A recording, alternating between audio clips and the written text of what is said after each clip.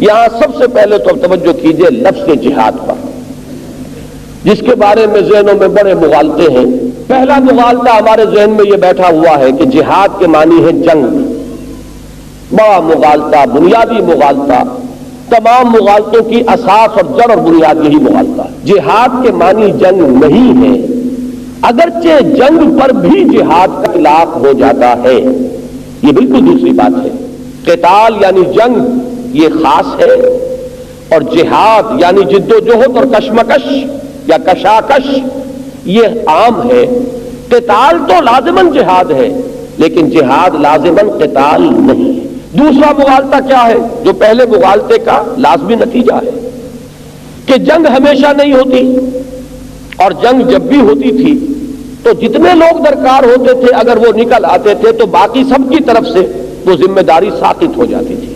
وہ گویا کہ کفایت کر رہے ہیں اس حکم کی حد تک، لہذا ہوتے ہوتے وہ تصور ذہن میں بنایا فرض کفایہ کا کہ جنگ جو ہے فرض کفایہ ہے۔ چنانچہ جب جہاد کے معنی جنگ ہو گئے تو ہمارے ذہن میں اس کا تصور فرض کفایہ کا ہو گیا۔ اور تیسری چیز جو سب سے زیادہ اس معاملے میں تکلیف دہ ہے، جو ہمارے ذہنوں میں بیٹھی ہوئی ہے، وہ یہ ہے کہ مسلمان کی جنگ ہر حالت میں جہاد ہے، جہاد فی سبیل اللہ ہے۔